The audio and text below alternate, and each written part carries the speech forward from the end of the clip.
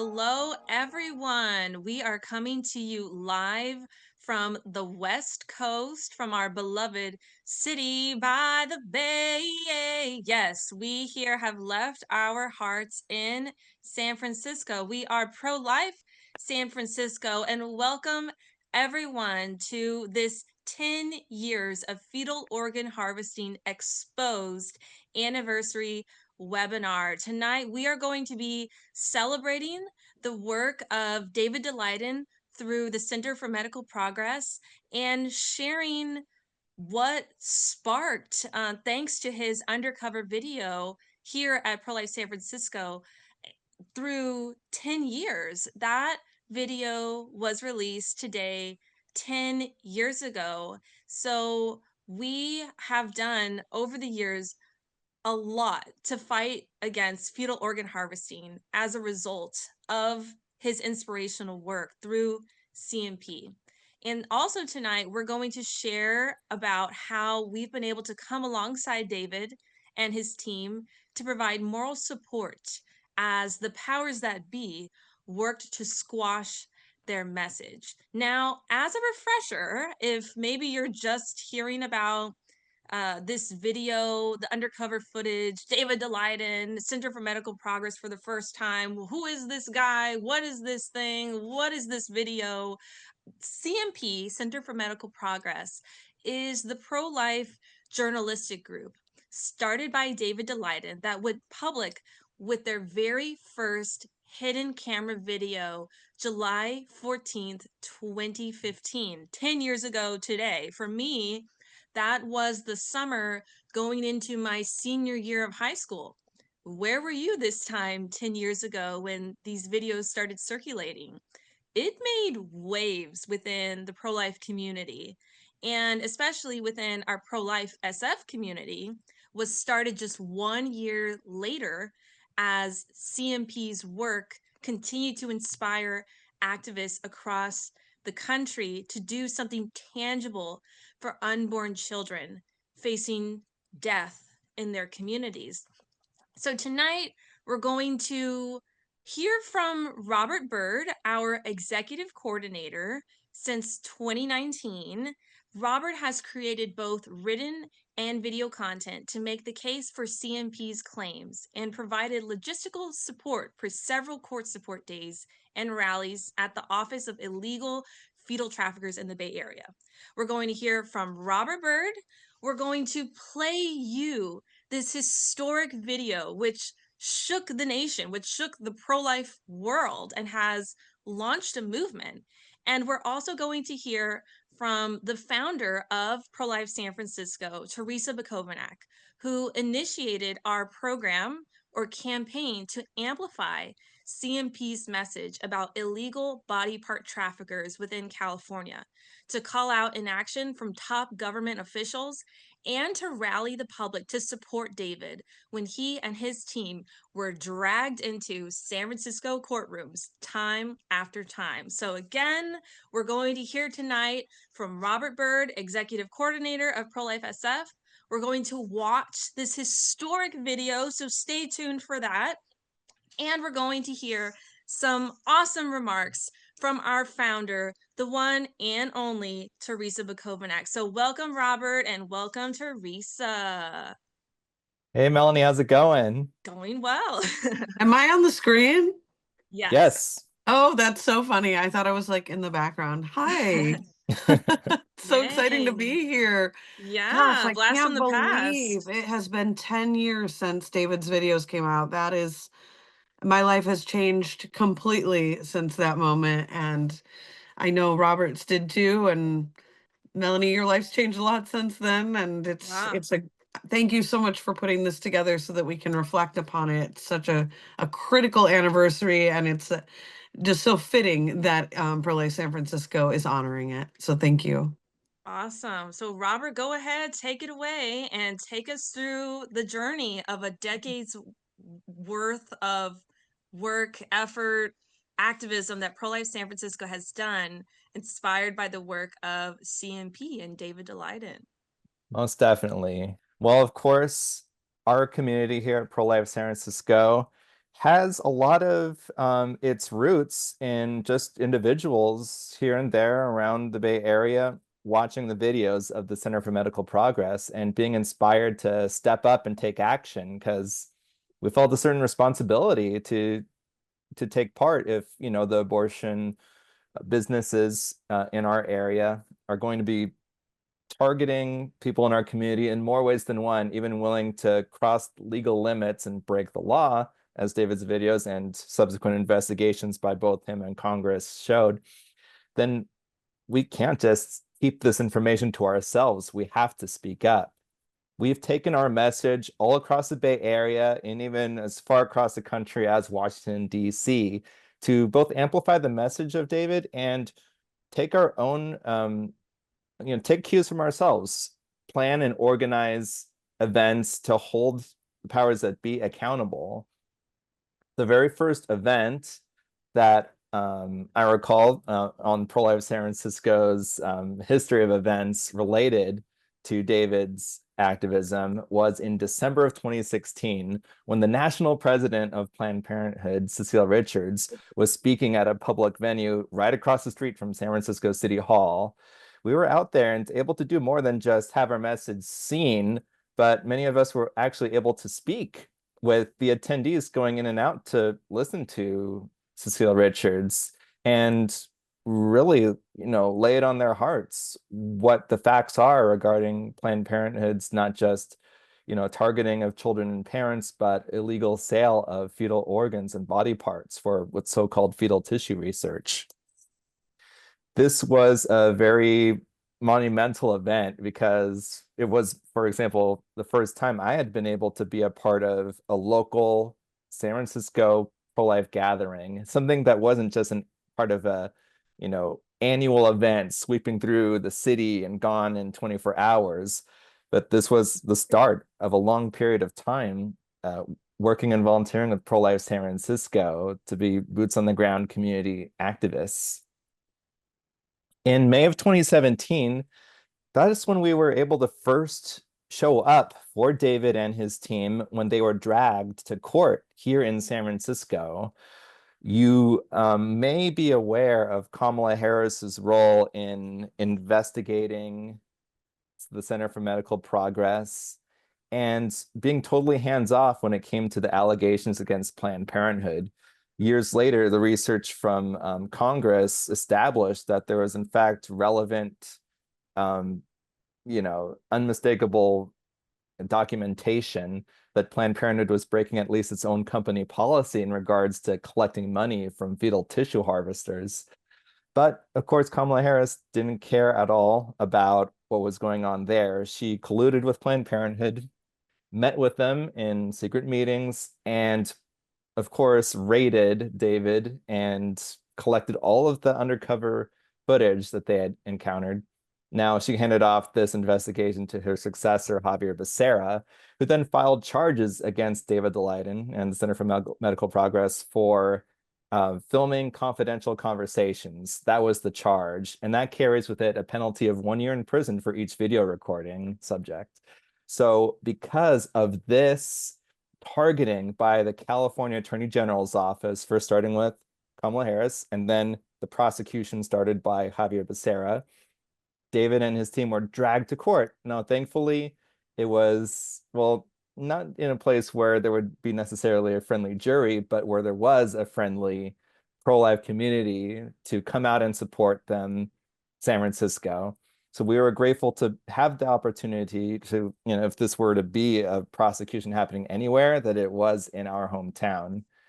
We came out time after time again, several dozens of times at 3 different courthouses, both the state court, federal court, and the Court of Appeals, to ensure, especially when it came to the opportunity to share this message with a wider audience through the use of the media, we were able to not just come alongside David, bring them the support that they needed, but report on the daily happenings in the courtroom, say, like a live courthouse drama.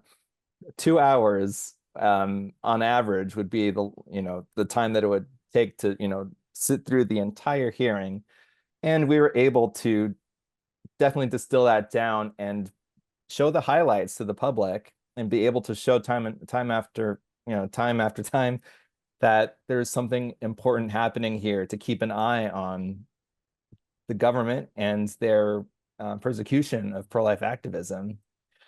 We were also able to do some digging. I believe that Teresa will be able to share more about this in a few minutes, but through the use of the San Francisco Public Information Law, the Sunshine Ordinance, Pro-Life San Francisco found that the judge over David's civil case in federal court, that he had legal obligations to Planned Parenthood of Northern California, one of the very affiliates or chains of Planned Parenthood that was suing David in federal court, keeping further undercover videos from being published.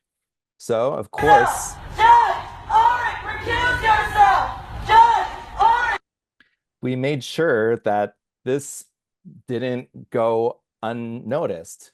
We blasted this message even at the entrance of an event at the San Francisco Bar Association honoring Judge William Orrick for his service in federal court. This was a really exciting day. We also happened to meet members of other pro-life organizations out there and kind of coordinate with them to make sure that, we can utilize each other's help in amplifying this message wherever it needs to be. It happened to be the organization Survivors, which through the years we've been able to partner with time and time again. So that was a really pivotal day, not just for amplifying David's message and the egregious things happening with federal court, but in terms of forming the start of partnerships with other organizations. This was able to be amplified through social media as well, showing William Orrick with his rose-colored glasses, or I should say Planned Parenthood pink colored glasses. That definitely influenced the way that he ruled time after time in the courtroom. In October of 2018, we were really glad to platform David Daleiden as our keynote speaker for our conference at UC Berkeley, our Let There Be Life conference. And through his presentation, he was able to share what, up to that point, all of the victories had been, including 5 Planned Parenthood branches in California being under investigation. Of course, branches that Kamala Harris and Javier Becerra had never spent 1 second investigating. And of course, highlighting the victory in Southern California, when David brought a lot of his investigative information to the Orange County DA, for example, they were able to shut down 2 companies and prove that they were selling fetal body parts for profit in Orange County, California. Having this message shared to a live audience of 400 people at UC Berkeley was just a really amazing opportunity. And we're really grateful that David had the opportunity to come join us as our keynote speaker. Now, when it comes to the legal cases here in San Francisco against David for filming where he quote unquote was not allowed to, and the lawsuit trying to bill David and his team for essentially Planned Parenthood was suing them for millions of dollars, saying, well, because he infiltrated our conferences and events, we had to change our vetting procedures, update our security, and all this costs money. So David's on the hook for paying this millions of dollars. We went to the courtrooms to report on what was happening in these cases day after day. And of course, with the federal case, they had a 2-week, I believe this one was a 2-week long hearing, or maybe I'm thinking of the prosecution in state court. But day after day, we went in to report on the happenings. We were able to take copious notes over those 2-3-hour days in federal court. And those notes served as the basis for over about 12.5 articles in Live Action News. You can read those articles by clicking, well, I guess if you take a screenshot of that QR code and tap the icon in your camera roll, it will lead you directly to the web page where we have all of these articles in one place for you to check out. Now, in the fall of 2019, this is when we launched our campaign against fetal organ harvesters within San Francisco, because while David and the Center for Medical Progress were able to highlight the egregious and particularly illegal activities within the Planned Parenthood organization, we didn't know too much about, other local, institutions more local to us engaging in this targeting of parents and asking for fetal remains, basically encouraging them to follow through with their abortion decision. When it first came on our radar that this sort of targeting of parents and children before abortions was happening in San Francisco, we were able to immediately, because we were familiar enough with the subject, thanks to the Center for Medical Progress's work, that we were able to institute our own campaign against the organ harvesting happening at UCSF. The interesting thing was we were able to essentially link this with David's message in many different ways. For example, we are always worried about the opportunity for illegal activity within UCSF, which is an ongoing investigation.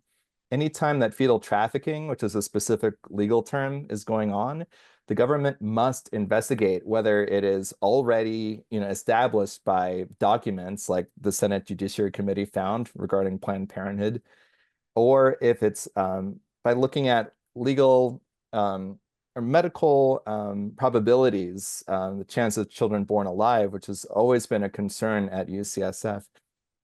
We realized that these sort of things need to be investigated by the local law enforcement over whichever jurisdiction it is, City of San Francisco, the state of California, or the Attorney General of the United States.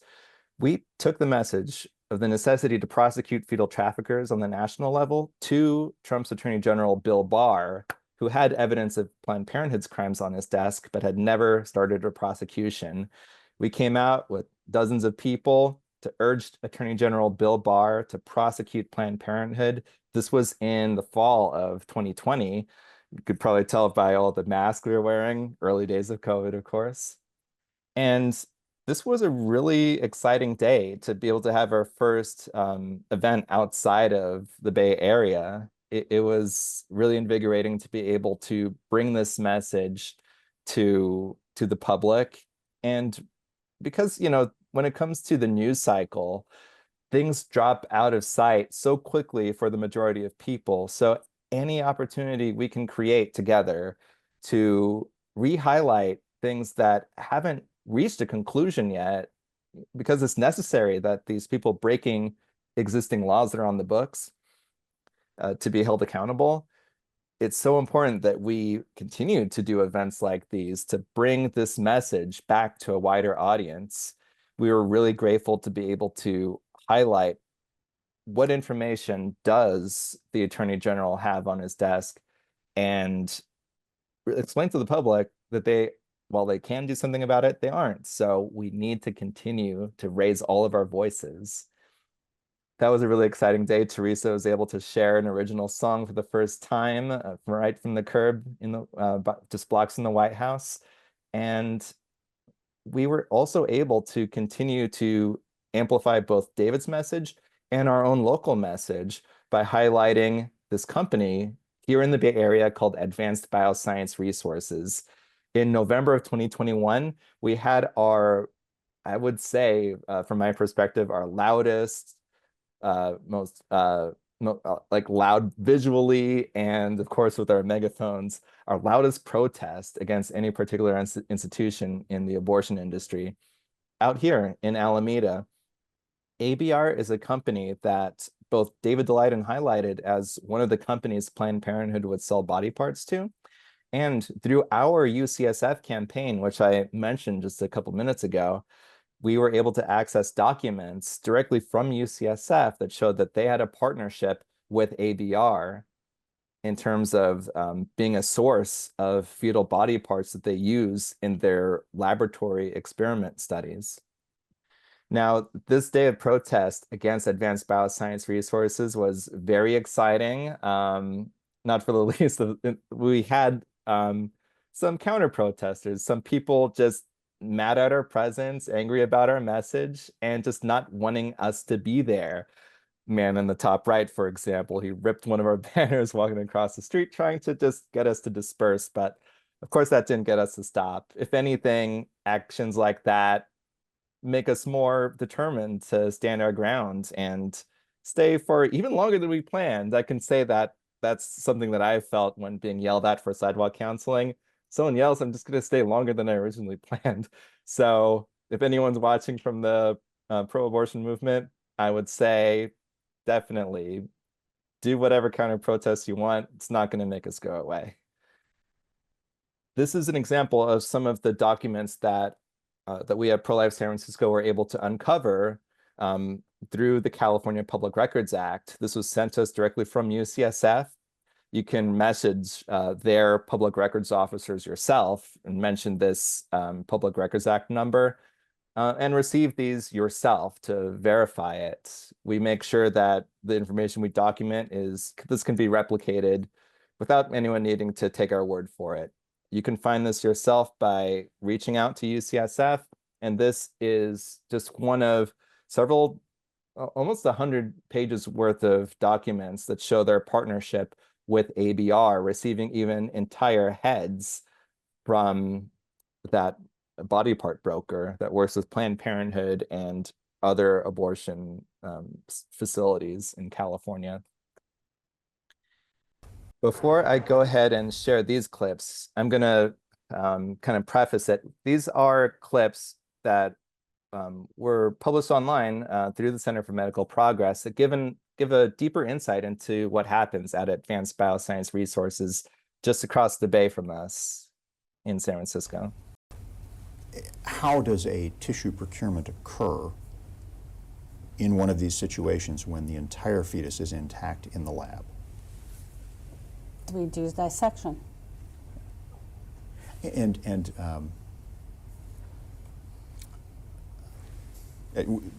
just to be clear, you do dissection to obtain the tissues that are on the list for the day? We do dissection to get the tissues that the researchers have requested, yeah. We're totally not involved in the clinical work at all. The clinic does all of the consenting.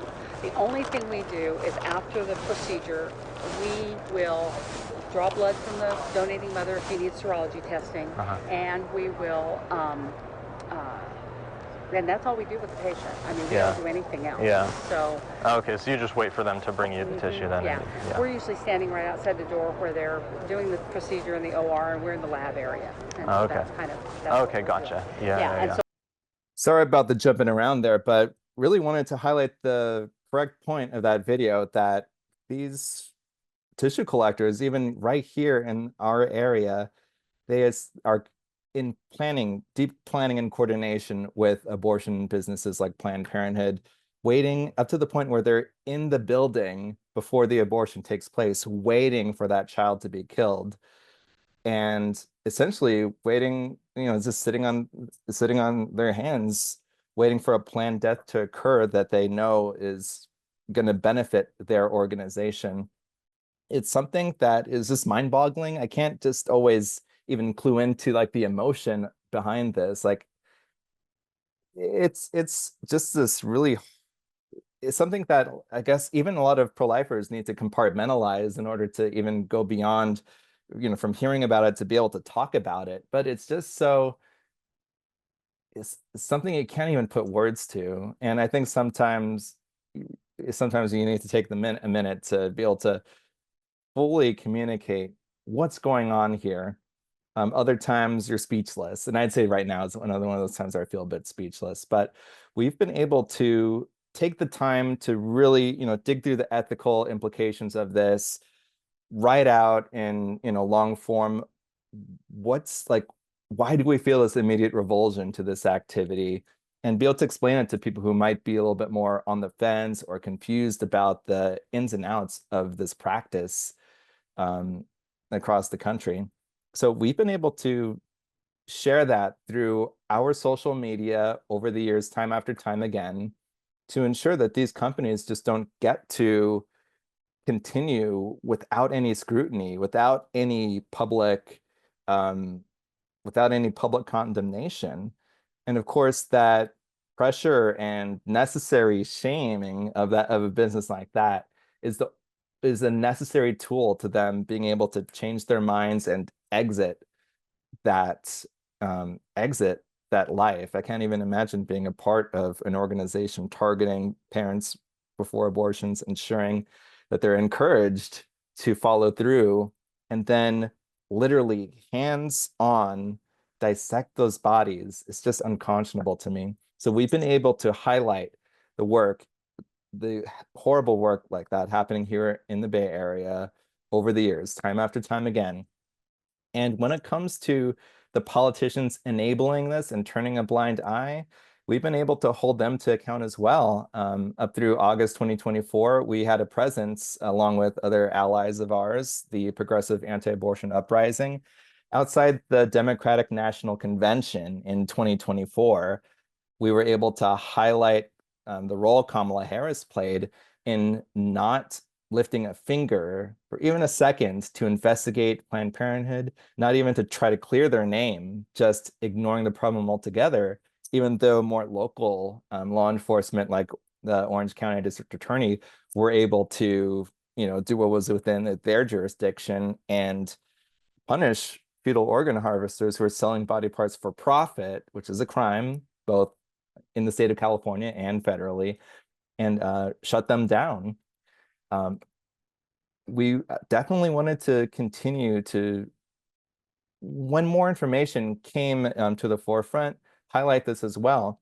We learned of a father named Tommy Kearns who started this campaign in memory of his daughter, who was sadly the victim of an abortion.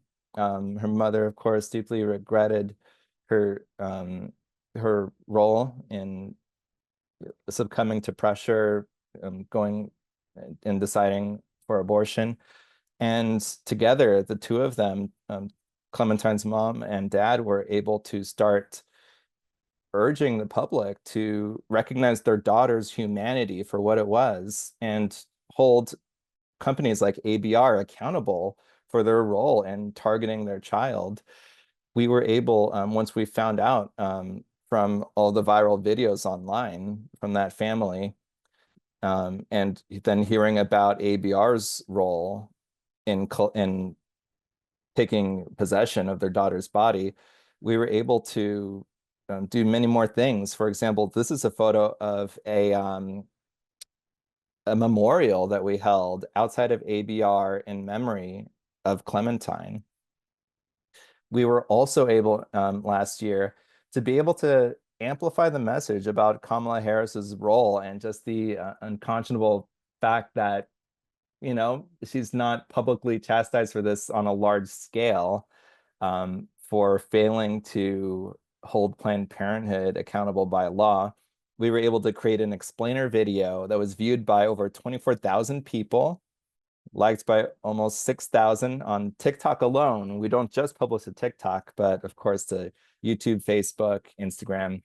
But getting this message to thousands of people just felt right. And this was right before the election where people could take, all the education that they could find and use that to make an informed choice in voting.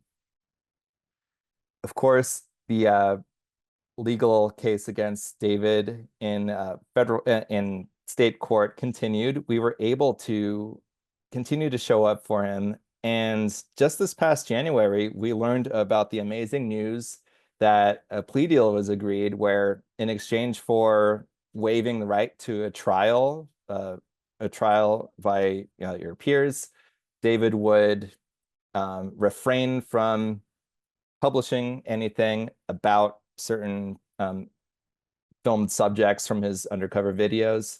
And in 1 year, the case will be entirely erased. Clear, no one at risk of being incarcerated for 10 years in San Quentin.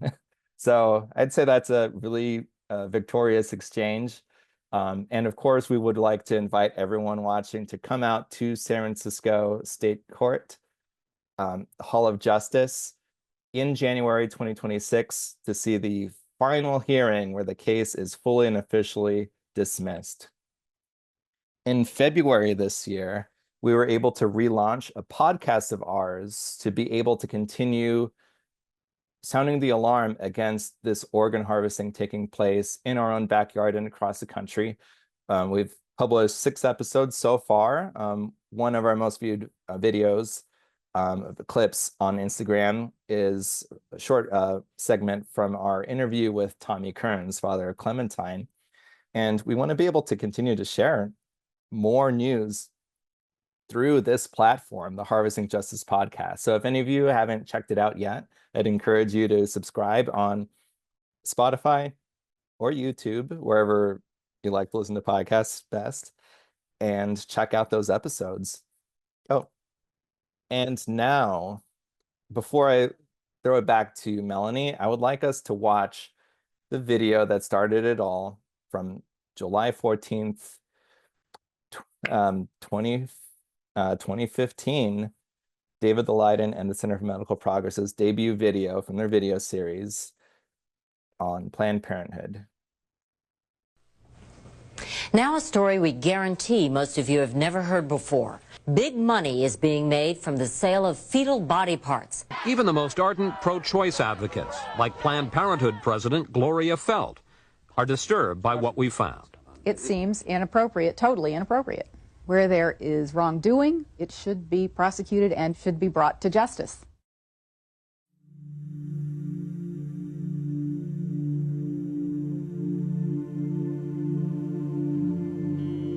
A lot of people want intact parts these days because they're looking for specific nodes, AV nodes, SA. I was like, wow, I didn't even know. Good for them. Yesterday was the first time she said people wanted lungs. And then, like I said, always as many intact livers as possible. People just want livers. People want lower extremities too, which that's simple. I mean, that's easy. I don't know what they're doing with it. I guess they want muscle. But Yeah, a dime a dozen.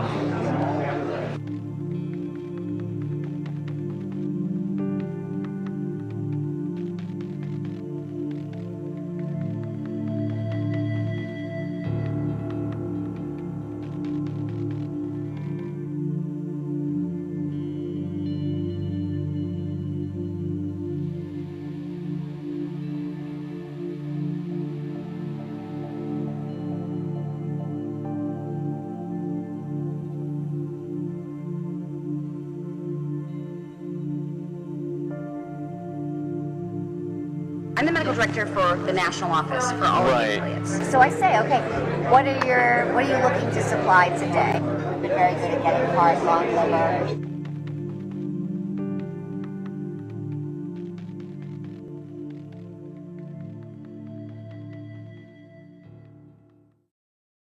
Every provider has had patients who want to donate their tissue, and they absolutely want to accommodate them. They just want to do it in a way that is not perceived as this clinic is selling tissue, this clinic is making money off of this. Okay, so when you are or the affiliate is determining what that is monetary, yes, so that it doesn't raise any question of this is what it's about. This is the main. What price range would you? You know, I'm going to throw a number out. I would say it's probably anywhere from $30 to $100, depending on the facility and what's involved. The $30 to $100 price, that's per specimen that we're talking about, right? Yeah. Yes. The $30 to $100 price, that's per specimen that we're talking Per about, right? specimen. Yeah. Yes. How much of a difference can that actually make if you know what what's expected or what we need versus? It makes a huge difference. I'd say a lot of people want liver, and for that reason, most providers will do this case under ultrasound guidance, so they'll know where they're putting their forceps. Then a rate-limiting step of the procedure is calvarium. Calvarium, the head is basically the biggest part. Most of the other stuff can come out intact. Right. It's very rare to have a patient that doesn't have enough dilation to evacuate all the other To bring the body cavity out intact and all that. So then you're just kind of cognizant of where you put your graspers. You try to intentionally go above and below the thorax so that, you know, we've been very good at getting heart, lung, liver, because we know that, so I'm not going to crush that part. I'm going to basically crush below, I'm going to crush above, then I'm going to see if I get out intact. And with the calvarium, in general, some people will actually try to change the presentation so that it's not a vertex, because when it's a vertex presentation, you never have enough dilation at the beginning of the case unless you have a real huge amount of dilation to deliver an intact calvarium. So if you do it starting from the breech presentation, there's dilation that happens as the case goes on, and often the last, you can evacuate an intact calvarium at the end. So I mean, there are certainly steps that can be taken. So they can try convert to breech, for example, at the start of the... Exactly. Under ultrasound guidance, they can just change the presentation.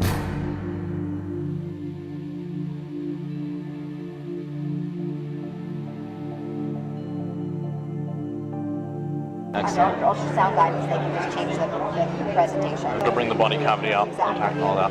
So if you do it starting from the breech presentation, there's dilation that happens as the case goes on, and often the last, you can evacuate an intact calvarium at the end.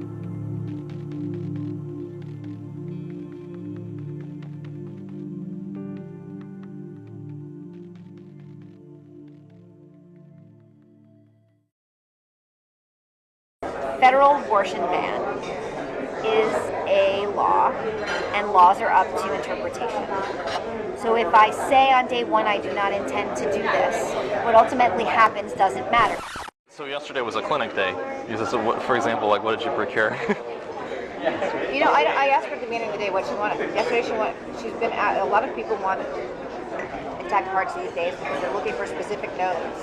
AV nodes, SA. I was like, wow, I didn't even know. Good for them. Yesterday was the first time she said people wanted lungs. And then, like I said, always as many intact livers as possible. People just want livers. Some people want lower extremities too, which that's simple. I mean, that's easy. I don't know what they're doing with it. I guess they want muscle. Yeah, a dime a dozen. If you maintain enough of the dialogue to the person that's actually doing the procedures and they understand what the end game is, there are little things, changes they can make in their technique to increase your Even though they have a set way that they do it, they're open to changing it. The reasonable people, sure. For example, so I had 8 cases yesterday, and I knew exactly what we needed, and I kind of looked at the list, and I said, all right, this 17-liter has 8 lambs, and this liter. So I knew which were the cases that were probably more likely to yield what we needed, and I made my decisions according to that too. So it's worth having a huddle at the beginning of the day, and that's what I do.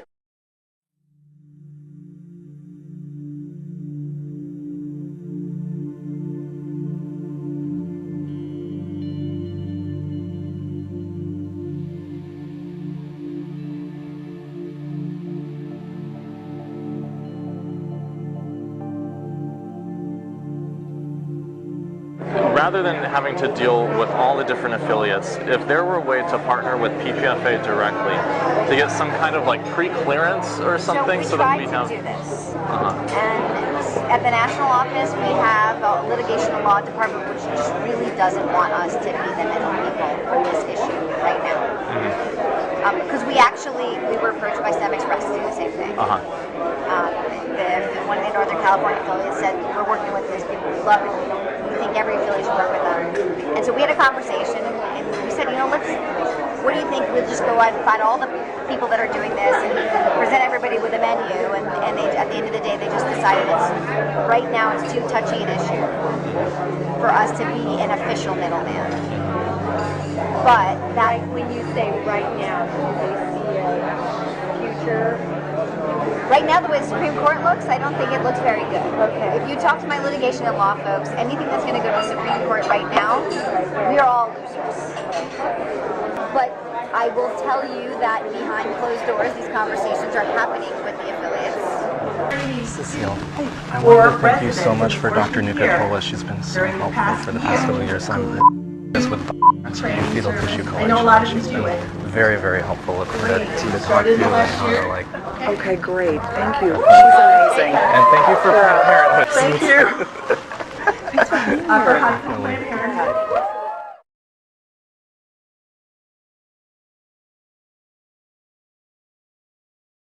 So people can also screenshot this QR code and then open up your camera roll, tap it. That'll lead you straight to the video as well.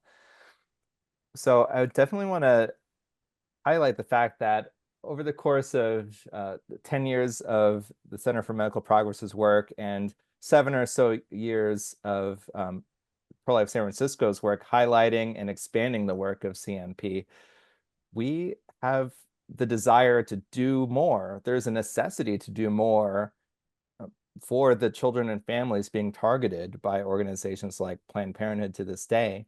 So if you want to work with us to bring more of the kind of actions that you've seen in this presentation, to continue them, to bring them to the forefront of the media as well, you can join us by supporting us at prolifesf.org/donate. Feel free to take another screenshot of this code as well. That'll lead you straight to that page. And I'll throw it back to Melanie. Thank you. Or if you're watching on your device, on your computer, put your phone up and scan the QR code. So that video is very heavy. It was groundbreaking for the pro-life movement to expose that you cannot practice vice with virtue. Where there is darkness, there's more darkness with the selling of baby body parts through Planned Parenthood. So welcome on, Teresa. Please share with us, what impact did that video and other work of CMP have on you? Well, it was the catalyst truly for the formation of this organization. I'm still, like I said, a little in shock that it's been 10 years. But I was kind of a closeted pro-lifer for a while. I'm a leftist, I'm an atheist, and I didn't really see myself fitting into the pro-life movement. But I did find a group called Secular Pro-Life, and I was mildly involved. I attended a pro-life march, and I was helping out with their online platform. And I was told the night before this anniversary, on the original day, that there was a video that was going to be coming out, and it was Kelsey from Secular Pro-Life. She was letting me know she was going to be in. Oh my gosh, I'm babysitting my nephew, and he is coming in right now. Hey, George. Go downstairs with me. In just a minute. Okay. Mom will be home soon. You know, being a pro-life activist comes with a lot of kids, I guess. Yeah. Remind me where I was. Oh yeah, so I was working in fashion. I had a great 9-to-5 job, but I found out this video was coming out. I didn't know what was on it. Kelsey didn't know what was on it. David was very strategic. He had emailed all of the pro-life leaders the night before, and told them that that something was going to be released. And so Kelsey was in court. She asked me to watch the video and to report on it on the Secular Pro-Life Facebook page. And so I took a break from work and I watched the video, and I felt like something just broke in me when I watched it. It was just so real and so, happening in my state. And I felt overwhelmed by just the horror and the reality of it. I knew what I was looking at and was watching was real. And I remember remarking about it in the bathroom at work, and someone saying something about, like, oh gosh, I hope they don't use this as an excuse to limit abortion rights. And I'm thinking, yeah, this is murder. Like, I just, it had a major effect on me. And so throughout the next year, I took steps of starting this organization, and with just the intention of organizing young professionals in the Bay Area to just like have a club or something. I didn't have a strong vision for it, but I just felt like I needed to do something. But the night before the official launch, so it took me about a year, but then in October of 2016, so nearly 9 years ago, I had planned this very special launch party for the organization. I was planning on just having a few people, but more than 40 people showed up, so it was like pretty epic. But what happened more importantly was the day before I went to this luncheon. It was a pro-life event, and they were hosting David Daleiden as a speaker, and I thought I can go there and try to meet people to bring them to my event. But I ended up meeting David, and we connected right away, and we just started communicating on a regular basis about our work. And he really filled me in on all that was going on at UCSF. And as the weeks and the days unfolded, after David's initial video was released, he released more video that included information about UCSF, that included information about ABR and all these Bay Area local companies involved in this. So it just seemed like, I met David Daleiden, I'm launching this organization, and he says, oh, by the way, we have a court date tomorrow morning. Can you come? And so my colleague Karen and I put on our pro-life t-shirts, and we held signs outside of the court, and then we went in, and I mean, it's something we do all the time now as activists, but that was really kind of the first time I'd ever done something like that. And I was just, sticking a toe in essentially. And then that night we launched Pro-Life San Francisco. Like I said, 40 people showed up. It was a great party. And I met Robert, I think maybe a week or two after that. And he mentioned the Cecile Richards event where we protested her outside the Orpheum Theater in San Francisco, or some theater. Herbst, yeah, the Herbst Theater. Herbst actually. Theater. And it's funny, he forgot to mention that night we printed out contracts that ABR had with Planned Parenthood on pink paper and highlighted all the parts where it said heart, liver, lung, and then the dollar amount. And we folded them up and had one of our more pro-abortion looking people handing them out at the door saying, would you like information about Planned Parenthood, as they were walking in. So my vision is that by the end of the event, it was just littered with these contracts. And I'm telling you that because we are actually getting somewhere on this. 10 years ago, it was a long time ago. And at many points during this journey, it has felt almost scary, hopeless. We were protesting Kamala Harris, as she was had some position in San Francisco. What was it, Robert? She Not was the Attorney General, the the DA DA. before her time as Attorney She was the General. DA in San Francisco, and then we protested her when she was the Attorney General, and then they replaced her with Javier Becerra, and now he's in HHS, and it was just this cascade of people that we were trying to expose getting promoted, and it became incredibly frustrating over time that it appeared that the DOJ was going to do nothing about this. Like Robert mentioned, we had Bill Barr. He's a right-wing Catholic. He was Trump appointed. But with all of this information that David was able to expose and provide, and with all of the criminal referrals made by the congressional panels, the fact that nothing was happening felt incredibly hopeless. And like you mentioned, Robert, we went out there, we yelled, we were like, justice, but still we're waiting. We're still waiting to this day. But we have a new attorney general now, and we're very lucky that one of David's attorneys is actually the assistant to the attorney general, Harmeet Dillon.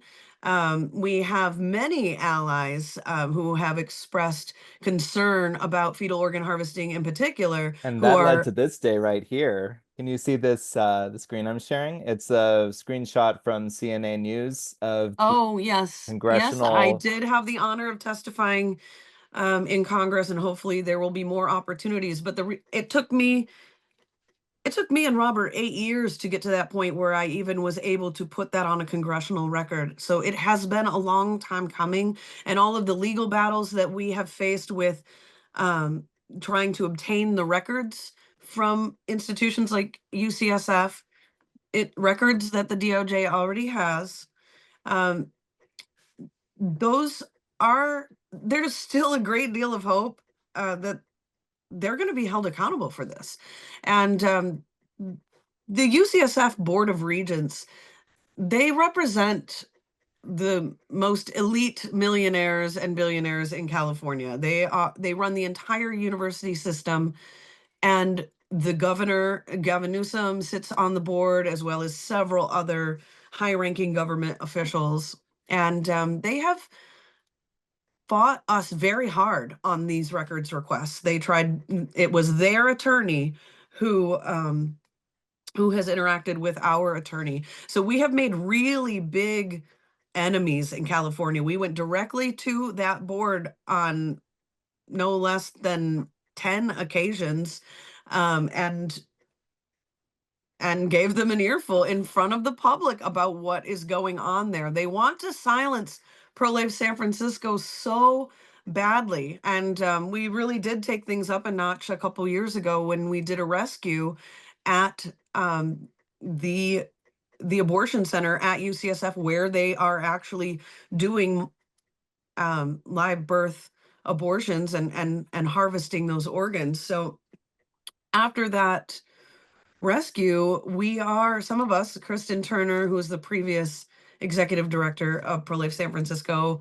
me, and another activist are facing potentially criminal charges in California for that rescue. And those, right now, it's just a temporary restraining order, but that restraining order comes from the attorneys representing the Board of Regents. So what I'm trying to say, you guys, is we pissed them off, and I think they're going down. And Pro-Life San Francisco and CMP have been completely instrumental in getting us to this point. It was critical all of those years that there was support for David, that there was this presence in a place like San Francisco that is like, we are going to call you out on this. We are going to break the law if it means saving a baby. And we are going to continue to use public comment to make our voices heard until the federal government comes in and holds them accountable. So I'm feeling really good about where things are going right now. I know we can't ever count our chickens before they're hatched, but I feel like we put in a ton of work in these last 10 years, and there is going to be more work ahead. But right now, what we need more than anything is intervention from the federal government. And so I want people, in addition to continuing to support Pro-Life San Francisco financially, because we need to have that local resistance. I'm also hoping that you will contact your members of Congress and the FBI, Pam Bondi, and anybody else that you can think of, and let them know that you want justice for the victims of fetal organ harvesting.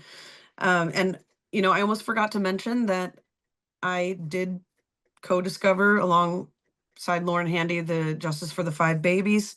And that discovery that was made 3 years ago is leading to laws and or potential laws. Representative Biggs has introduced some legislation that would put teeth on the Born Alive Act, and he is framing it around the reality of the photos that he saw of the Justice for the 5 Babies. So the work that we're doing to continue to highlight that this isn't just first trimester abortions that we're talking about. We are talking about horrific third trimester, born alive, cut open while they're alive, organs put on ice and shipped over to the building next door, like maybe not every day, but many days out of the month. And it's a reality that we can't forget about. And even though it's like one of those subjects that people are like, oh, fetal organ harvesting, it's like hard to consume, hard to understand, hard to communicate. And everyone is just like, that's crazy. That's not really happening. But I really want to thank everybody who's on this Zoom call for engaging in the topic, to try to understand it a little bit more, to try to communicate about it a little bit more. But more than anything, calling your members of Congress, calling Pam Bondi, and giving money to Pro-Life San Francisco. Thanks. Thank you, Teresa. Thank you so much, Teresa, for that call to action. We definitely are so appreciative of you launching a movement here in San Francisco, for your leadership throughout the years, and for inspiring future generations to step up and fight for the unborn. Thank you again for joining us tonight, Teresa. Thank you.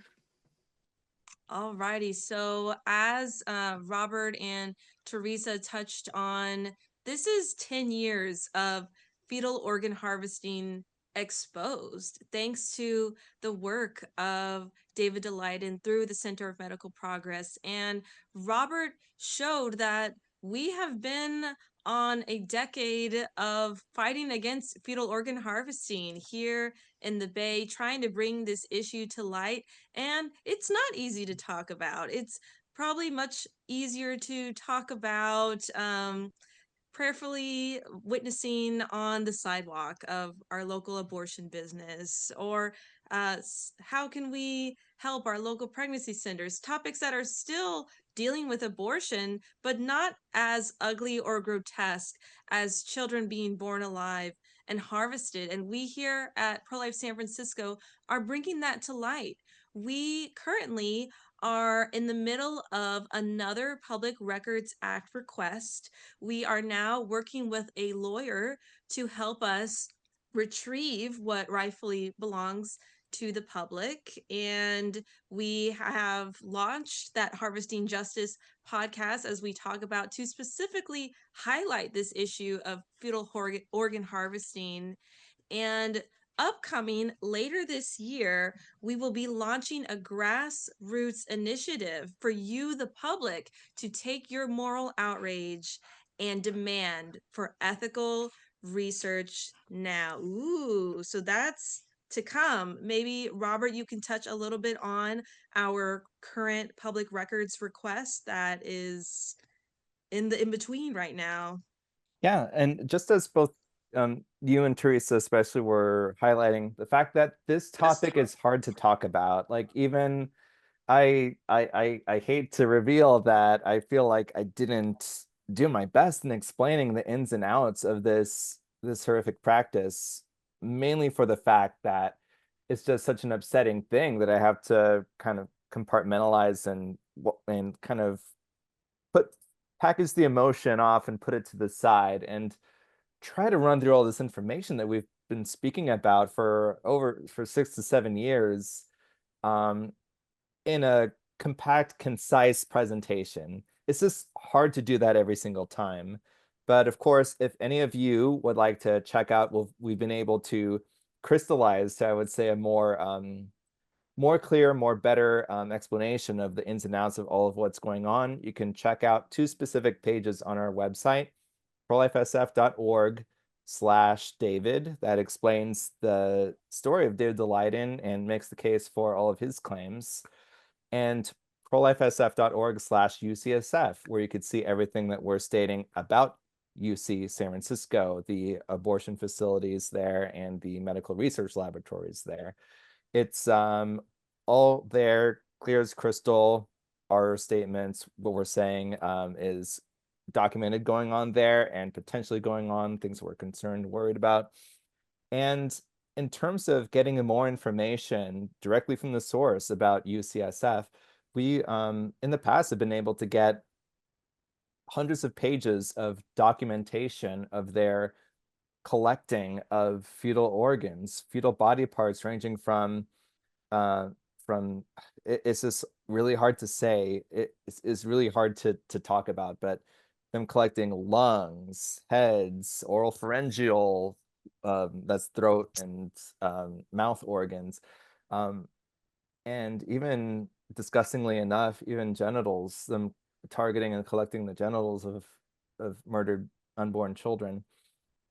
We've gotten dozens of these records, been able to publish them on an archive on our website of these collection logs where they type out and write out what they're going into the abortion facility to collect, even brains as well. You'll see that on some of the documents.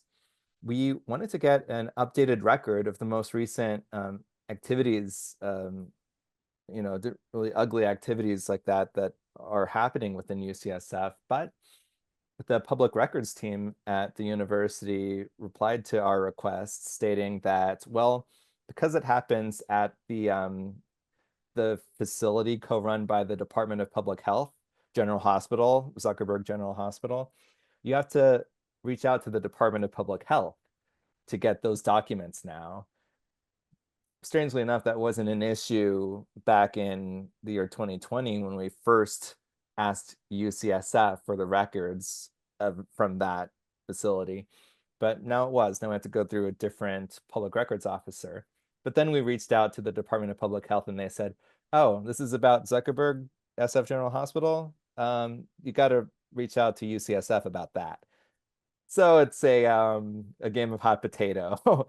And we definitely got some good recommendations just this morning, actually, from the lawyer that we reached out to in terms of how to progress in this, how to get beyond this wall that we've hit. So we're going to take the advice of the lawyer and move forward and try to get this information. And the purpose of having this information is to display to the public, create a, reasonable, righteous, moral outcry against things that are documented to be happening. And through this, Melanie, how would you describe it? Reignite the passions of the community so that there will be enough of a voice, enough pressure for these organizations to change their practices. Like that is the whole reason why requesting public documents from local, public institutions is such an important thing for us to be able to continue doing. Yeah, and we also want to bring this conversation to the present day that fetal organ harvesting is still very much happening every day, and it's happening in our backyard. So it is so important, the work at Pro Life SF, to continue exposing the gruesome practice, the unethical research that is happening at University California, San Francisco. So with your help in supporting our work at prolifesf.org/donate, you can help us with continuing to expose the fetal organ harvesting that is happening. So, Robert, we have a couple questions that have come in, and I think you're the guy to help answer. So, a first question: does anyone know where ABR went after leaving that Oak Street building? Did it go out of business or just relocate? Thanks. Definitely. So I'm also going to open up our video on YouTube so that I can check to see if there are any questions and comments typed there real quick. No, it doesn't look like any comments or questions typed in there yet. So let me go ahead and answer that question. So we've been able to discover that from the California Secretary of State business record, there's a website where you can look up any organization that has, officially registered as a business in the state of California, and found that Advanced Bioscience Resources there in Alameda, the place where we've had a couple vigils, a couple protests over the years, and where friends of ours have done a monthly presence outside as well. That they have not registered for I guess I forget the legal term, but they have not re-registered their business license. So essentially we see an end to their existence at the building in Alameda. However, other records from other Secretary of State websites have shown that the president of Advanced Bioscience Resources, Linda Tracy, she established a new tissue procurement organization in on the East Coast and subsequently registered for operation within several states, including California, just in the past 18 months. This new organization where Linda Tracy is the chief financial officer, it's called Circle Allocation Services. That's sounds like the word circle, but it's spelled CERCLE. So Circle Allocation Services is the new iteration of ABR, and a physical office location is not listed on any government documents, just they're the agent of process that, if you're familiar with starting an organization, there needs to be some address on record, and it's just essentially their lawyers or PO box, more or less. So we don't know how and where Circle is housed, if everyone just works remotely and just works on site at the abortion facilities, but there's no longer an office comparable to the ABR office in a known building any longer like there was in Alameda. Thank you. Okay, next question. Is it legal for Planned Parenthood to distribute fetal body parts if they do not receive compensation? Sadly, it is legal. There's been a lot of research, a lot of talk over the years about, whether or not it's ethical. And I'd say it is a really tall order to be able to excuse the practice, even when you aren't, collecting, illegal monetary transactions. But sadly, the government doesn't care unless there's illegal, transactions trading hands. Okay. Well, if there's no more questions, we can go ahead and wrap up our live stream here. Robert, can you please put on the QR code to point people to support our work? So thank you everyone for attending this 10 years of fetal organ harvesting exposed anniversary webinar celebrating honoring the work of David Daleiden and the Center for Medical Progress, which sparked a movement and helped us to grow as activists in the fight against fetal organ harvesting. And we want to continue to bring the darkness to light. We want to continue to be fight for life in a city of death, in a city that celebrates death, that targets parents and families for their babies. Healthy moms with healthy babies are the people who are being targeted for fetal organ harvesting happening at UCSF. And we want to see an end to that. We have done so much to expose this horrendous practice over the years through protests and online and through our own public records requests that we have made accessible to you, the public, through our website, prolifesf.org/UCSF. And we're not stopping there.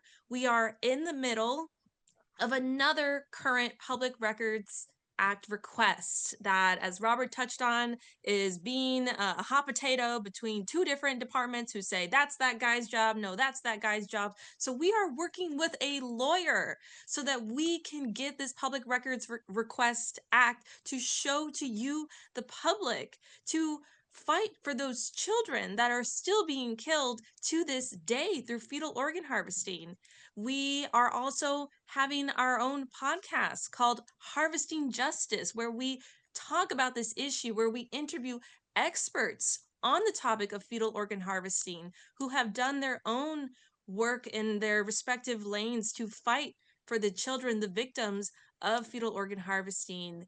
And we, later this year, will be showing to you, the public, a new innovative grassroots tool for you to take this outrage and demand for ethical research now by telling the people in power that you want an end to fetal organ harvesting. So we are doing all this at Pro-Life San Francisco, and we can't do this without your support. So if you are on a device, please take out your phone, scan the QR code, or if you're on your own phone, screenshot this page, click on the QR code in your camera roll, go to prolifesf.org/donate. Is that the correct current URL, Robert? Okay. Yes. And you can support our work. Any amount is so appreciative. As you saw tonight, we are a grassroots crew. We are a scrappy crew doing our best with what we have, and we can't do it without your support. So please consider supporting our work, supporting our mission, and helping us in the fight against fetal organ harvesting. So thank you to everyone who tuned in this evening. Thank you to everyone who is hopefully watching the replay. And we hope that you will join us in this fight to end fetal organ harvesting, expose fetal organ harvesting, and be a voice for life in our beloved city by the bay. Any last remarks, Robert? No, just to take a look at the information we have on our website, prolifesf.org. Get a clear understanding if you want to be able to clearly communicate this to your friends and family and to the powers that be. I can't recommend enough prolifesf.org/David and prolifesf.org/UCSF. Learn what these institutions that have been investigated and researched are doing. Learn about the potential illegal activities and the justifiable concern that we and more community members have over things that need to be more deeply investigated by local law enforcement, because we can't be the only ones trying to bring a magnifying glass to these institutions. San Francisco Police Department ought to as well. So that's my last message.